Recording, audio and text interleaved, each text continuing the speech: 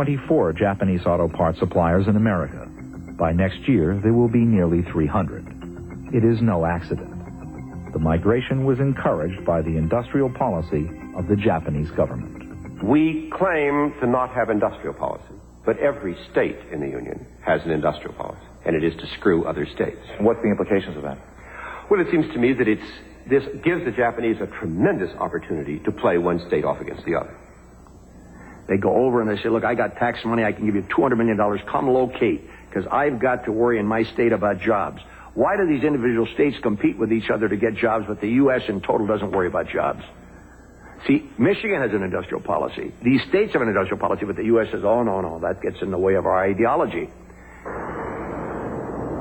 To convince Honda to locate in Ohio, the state gave Honda incentives worth over $60 million to build its Marysville complex. As part of the deal, Honda won't have to pay property taxes for 15 years. The Marysville plant led the boom in Honda's U.S. sales that has permanently changed the shape of the industry. Today, in American passenger car sales, the big three are GM, Ford, and Honda. They go into a cornfield. They don't go into any ghettos. They don't want any of the problems, okay? And what do? They have young people, farm boys, they bring in. They're healthy. They don't use health care. They won't have a pension problem for 20 to 25 years because they're so young. You take those two loads, you say, well, why don't you do that? Why don't you wipe out all your plants and start over again? No, wait a minute, I got a workforce in downtown Detroit. I'm putting $1 billion in that. Japanese would never do that. But at some point, you got to weigh what your obligations are to your company, to your cities, states, to society. Japanese come in clean and say, no, we're not going to buy your problems. We're going over here. Chrysler's problems are real, and their implications ominous. The company is saddled with old factories in inner cities. The average age of its workers is over 40. And at a time when losses are mounting, Chrysler owes its workers' pension fund over $3 billion. If all the jobs go, the tax base erodes. Forget making a buck and eating and sleeping well. Who's going to take care of the roads and the environment? Who pays for all this stuff if there's nothing left to tax? That's why any country who doesn't protect its industrial base is crazy. I know most of you have been looking for a job, right? There's not enough jobs for everybody laid off in the city of Toledo. I have a house note, car payments, insurance. At this moment, no health benefits. If I get sick, goodbye. That's it. The loss in tax revenue multiplies. Unemployed workers pay few taxes. They require social services. And the Japanese transplants export most of their profits and taxes to Japan. If we need all these stereos and VCRs and cars and motorcycles and snowmobiles and everything else that we're buying that's made in other countries, if it was made right here, we'd all be working and we'd all be getting a dignified income. All your hatch releases are here for your back. This is for your headlight covers. Power mirrors in the door. You elect the side, right or left. This is for your fog lights. The next circle dial behind you is temperature control. Blue is cold, red is hot. Christina Schindeldecker is buying a new car. She's unhappy with her old one, a Plymouth from Chrysler. My dad told me a lot about Japanese cars. He said that they're made very well. She's decided to buy a Mitsubishi Eclipse. How'd you like that? Oh, it's great. Is it a nice car? Very nice.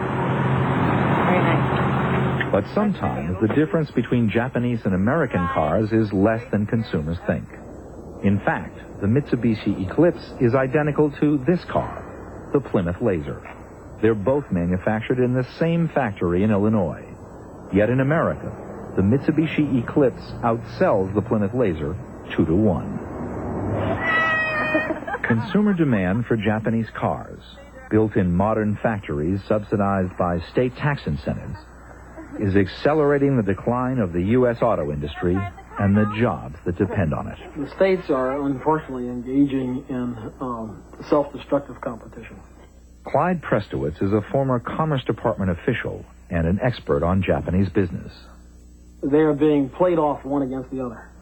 And they are, in a sense, subsidizing the destruction of a large part of the U.S. auto and auto parts industry. Do the Japanese think we're fools? Yes. You answer. The short answer is yes.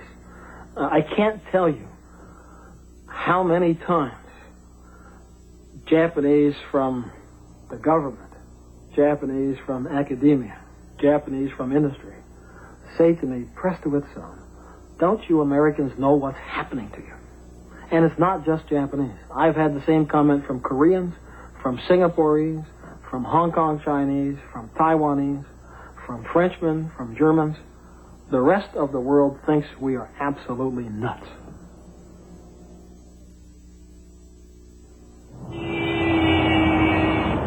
Let me underscore that this is a public, informal hearing, which is not... The world finds U.S. trade policy a bit crazy because it gives American business few weapons to fight the trade war with Japan. Without fair pricing in the marketplace, the industry will not fulfill its potential. Indeed, it may not survive its infancy. The petitioners at this Commerce Department hearing know how tough a fight it can be. They claim Japanese dumping or selling below cost destroyed their industry. They represent the last remaining U.S. manufacturers of flat panel display screens, which are most commonly used in laptop computers. But the future possibilities are vast. There are many areas into which this technology will go. It's not just computers. We're going to have flat panel displays for our television sets. We're going to have flat panel displays in our automobiles. Radar screens in control towers and in aircraft are going to be flat panel displays. Medical imaging is going to be flat panel display. It's going to be a pervasive technology. Dominance of that flat panel display technology is going to be a big step towards achieving dominance in laptop computers, television sets, radar displays, automobile displays, medical displays, and so forth. So this is a critical component we're talking about. It's a very important component. This is a very difficult case and a very critical industry. The flat panel case is in its 11th month of hearings, economic studies, and legal briefs. It is a slow process. On page F3, under the listing property and equipment net, the business of dumping is highly technical. Few understand the mechanics, and even those who do often have trouble defining the terms.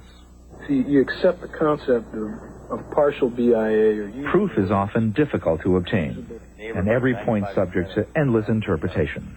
In order to go into a yield calculation, the material has to go through the end of the process. While the hearings and appeals drag on, the dumping and the damage continue. The technology was invented by American companies 30 years ago, but it was Japanese companies, with the support of their government, that spent the billions necessary to create the industry. The Japanese now control 90% of the market. They are charged with selling their screens for as little as 1/3 what it costs to make them. And they have spared no expense defending against the charges. We'll add the electronics to it. We estimate that the Japanese spent more at one hearing than we have budgeted for our entire case. For the whole case? For the entire case. I would say probably going to be outspent about 100 to 1. If there is a pool effort, and this, of course, we have seen in the camera industry, we have seen it in the home electronics industry, we've seen it in the car industry. If there is a concerted effort for international market share, Japanese large corporations are virtually unbeatable. Karel van Wolferen is a Dutch business journalist who lives in Japan. Since large Japanese corporations do not go bankrupt, it means they can always, in their campaigns for market share, outcompete everybody else. They'll always win. It means that American or European companies cannot really compete. Is there going to be a thing I was going to blush? Oh, good shot, Al. Jim Hurd is a classic American success story. 8 years ago, he saw the opportunity to create a new product. He founded Planar Systems of Beaverton, Oregon. Now the nation's largest maker of flat panel displays. Hurd wants to compete for the booming laptop computer market. Yet despite Planar's success, he can't find investors. If you're an entrepreneur trying to raise money for a company that is going to take on the Japanese or compete with the Japanese in one of their targeted markets, you won't raise money. What you're saying is that the capital markets believe that if you're going against Japanese competition, you don't have a prayer.